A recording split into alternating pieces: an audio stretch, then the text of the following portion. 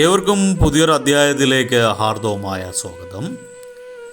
ഈ അധ്യായത്തിൽ നമ്മൾ വിശകലനം ചെയ്യുന്നത് ആയില്യം നക്ഷത്രത്തിൻ്റെ 2024 ആണ്ട് സെപ്റ്റംബർ ഒക്ടോബർ മാസങ്ങളിലെ ഗുണദോഷ ഫലങ്ങളാണ്. ഞാൻ ആദ്യമായി ഒന്ന് പറഞ്ഞോട്ടെ, ഇത് ആയില്യം നക്ഷത്രത്തിൽ പിറന്ന ആൾക്കാരുടെ പൊതുവായ ഫലമാണ് നമ്മളിവിടെ വിശകലനം ചെയ്യുന്നത്.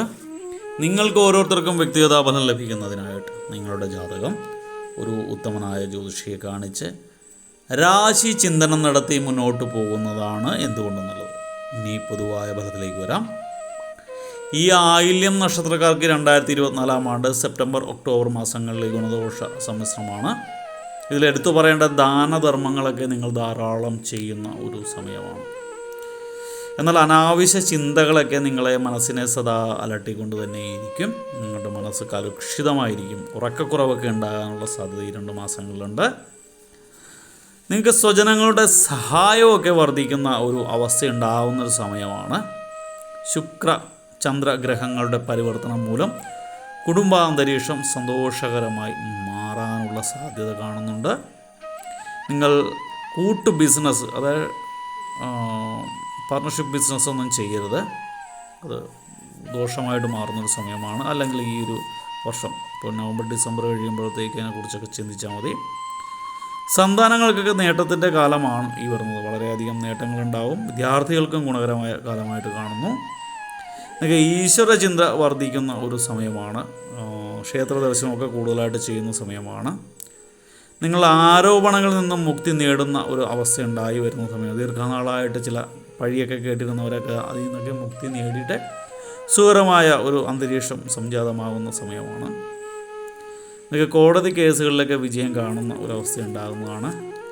ഇതിലെടുത്തു പറയേണ്ട ചില ആയില്യം നക്ഷത്രക്കാരൊക്കെ കുടുംബത്തിൽ നിന്നും അകന്നു കഴിയേണ്ട സാഹചര്യം ഉണ്ടാകുന്നതാണ്. ജോലിയായിട്ട് ബന്ധപ്പെട്ടോ മറ്റേതെങ്കിലും തരത്തിലോ നിങ്ങൾ കുടുംബത്തിൽ നിന്ന് അല്പം ഒന്ന് മാറി താമസിക്കേണ്ട സാഹചര്യം കാണുന്നു.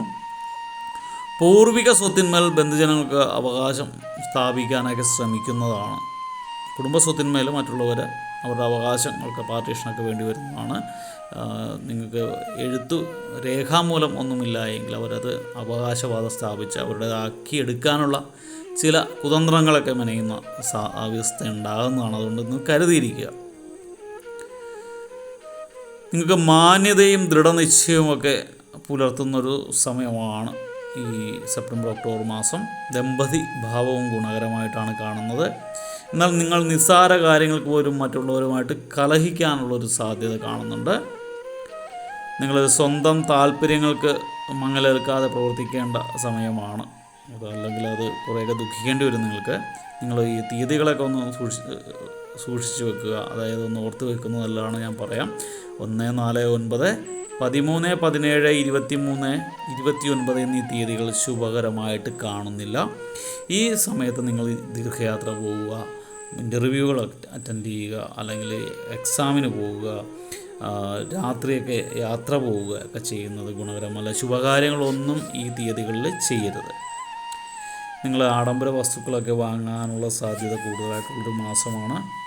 നിങ്ങൾ ഈ കലഹ സ്വഭാവം ഒന്ന് മാറ്റിയെടുക്കാനായിട്ട് ശനിയാഴ്ചകളിലൊക്കെ നീലകണ്ഠ ക്ഷേത്ര ദർശനം ഗുണകരമായിരിക്കും. ഭഗവാൻ അഘോരമന്ത്രാർച്ചന, ജലധാര എന്നിവ ചെയ്യുന്നത് ഗുണകരമാണ്. അതോടൊപ്പം തന്നെ നിങ്ങൾ മെഡിറ്റേഷൻ, ധ്യാനമൊക്കെ പ്രാക്ടീസ് ചെയ്യുന്നത് ഗുണകരമായിരിക്കും.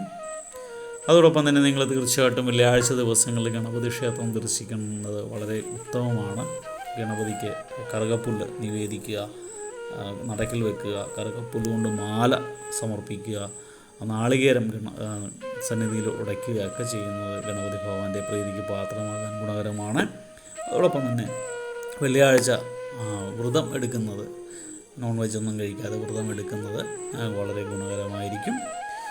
പിന്നെ നിങ്ങൾക്ക് സാമ്പത്തികമായിട്ടും ജോലിയിലൊക്കെ മുന്നേറ്റം ഉണ്ടാകാനായിട്ട്, അല്ലെങ്കിൽ ദമ്പതി ഭാവത്തിനൊക്കെ ഗുണകരമായിട്ട് നിങ്ങൾ തിങ്കളാഴ്ചകളിൽ നവഗ്രഹ ക്ഷേത്രം ദർശിച്ചിട്ട് ശുക്രഗ്രഹ ചന്ദ്രഗ്രഹ പൂജയൊക്കെ ചെയ്യുന്നത് ഗുണകരമായിരിക്കും. ഈ 2 ശുക്രാചാര്യരുടെയും ചന്ദ്രദേവൻ്റെയൊക്കെ ഗുണം നിങ്ങൾക്ക് വേണ്ടുവോളം ഉള്ള സമയമാണ്. അപ്പോൾ ഒന്ന് പൂജ ചെയ്തൊന്ന് ബൂസ്റ്റ് ചെയ്യുകയാണെങ്കിൽ ഉള്ളത് കുറച്ചുകൂടി ബെറ്ററായിട്ട് സന്തോഷിക്കാനുള്ള ഒത്തിരി വക ഭഗവാന്മാർ തരുന്നതാണ്. അപ്പോൾ അതൊക്കെ വേണ്ട വിധം ചെയ്യുക.